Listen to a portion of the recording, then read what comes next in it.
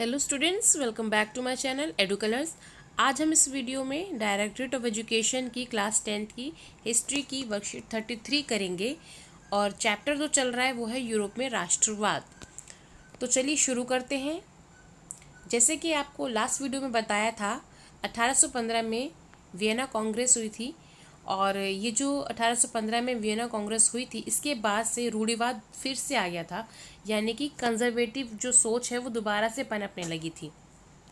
तो इसमें हुआ क्या था, तो 1815 की जो नेपोलियन की हार हुई थी, तो उसके बाद जो यूरोप की सरकार थी वो दोबारा से रूढ़िवाद की तरफ झुक रही थी, यानी कि जो पहले राष्ट्रवाद आ गया था उसको हटा के दोबारा से रूढ़िवाद ये लोग चाहते थे कि यूरोप में आ जाए और अपनी इसी विचारधारा के अनुरूप ये चाहते थे कि जो यूरोप में विकास हो तो वो धीरे धीरे करके विकास हो, एक सिस्टमैटिक तरीके से विकास हो।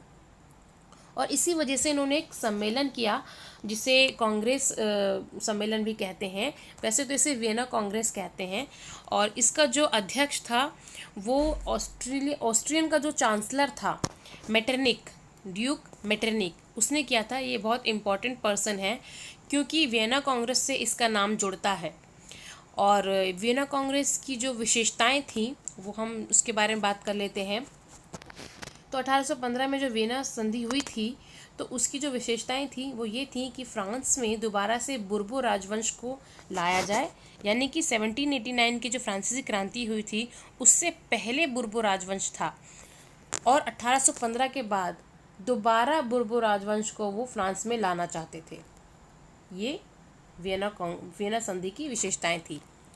दूसरा पॉइंट है, इसका मुख्य उद्देश्य यूरोप में एक नई रूढ़िवादी व्यवस्था कायम करना था।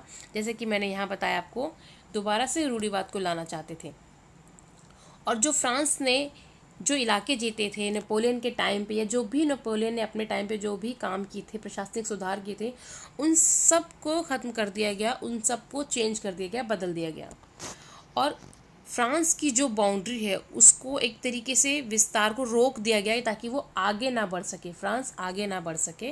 तो ये सारी जो संधि की जो बातें थी, ये खास खास बातें मैंने आपको बता दी। अब जो इस संधि में जो मुख्य सदस्य है जिसका नाम जुड़ता है वो है ड्यूक मेटरनिक। ये ऑस्ट्रिया का चांसलर था और एक बहुत इम्पॉर्टेंट रोल प्ले किया था इसने वियना संधि में। तो इनके बारे में पढ़ लेते हैं। इनका जो जन्म था वो 15 मई को हुआ था 1773 में, ठीक है। और ये ऑस्ट्रिया के चांसलर थे और 1814 से 1848 के बीच में ये वहाँ पर यूरोप की राजनीति में काफ़ी सक्रिय रहे। और यूरोप की जो इन्होंने फ्रांस पे एक कमेंट किया था जो कि पेपर में आता है, 1 मार्क का ऑब्जेक्टिव क्वेश्चन आता है कि अगर फ्रांस छींकता है तो पूरे यूरोप को सर्दी जुकाम हो जाता है। तो ये एक स्टेटमेंट कोटेशन आती है 1 मार्क की। तो वियना संधि में इनकी महत्वपूर्ण भूमिका थी और नेपोलियन युद्ध के उपरांत जो भी यूरोप की पुनर्रचना या दोबारा से यूरोप को रचा गया तो उसमें इनका बहुत इम्पोर्टेंट रोल था। अब दूसरे सदस्य यहाँ पे आपको दिख रहे होंगे, जोसेपी मैत्सिनी, इनको मैजिनी भी बोलते हैं। तो ये एक क्रांतिकारी थे और इटली के एकीकरण में इनका बहुत बड़ा योगदान था। इनका जन्म 1807 में जेनोवा में हुआ था और जो ये थे इन्होंने एक अंडरग्राउंड धीरे धीरे अंदर छुप के काम करते थे, यानी कि वो एक क्रांतिकारी की तरह काम करते थे ताकि वो इटली को का एकीकरण करा सके। और इन्होंने 2 संस्थाएं बनाई, एक था यंग इटली और यंग यूरोप, छुपकर बनाई ताकि वो इटली का एकीकरण करा सकें। और इस तरीके से जो सरकार है, जो मौजूदा सरकार थी या यूरोप में जो भी रूढ़िवाद फैल रहा था, तो उसका जो ड्यूक मेटरनिक था वो इनको पसंद नहीं करता था, मैजिनी को। उनको लगता था कि ये क्रांतिकारी हैं और ये यूरोप का या जो हमारी पूरी सामाजिक व्यवस्था है उसका सबसे बड़ा खतरनाक दुश्मन बताया था मैजिनी को। किसने बताया था? मेटरनिक ने, ठीक है। तो ये बात ध्यान रखिएगा। अब क्वेश्चंस पे आते हैं। तो क्वेश्चन है पहला कि वियना संधि की प्रमुख विशेषताओं का वर्णन कीजिए।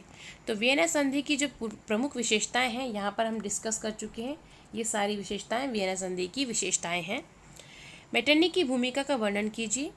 मेटरनिक की जो भूमिका है वो वियना संधि में इम्पॉर्टेंट है, तो वियना संधि से जोड़कर ही हम उसको लिखेंगे कि ये रूढ़िवाद को बढ़ावा देना चाहते थे।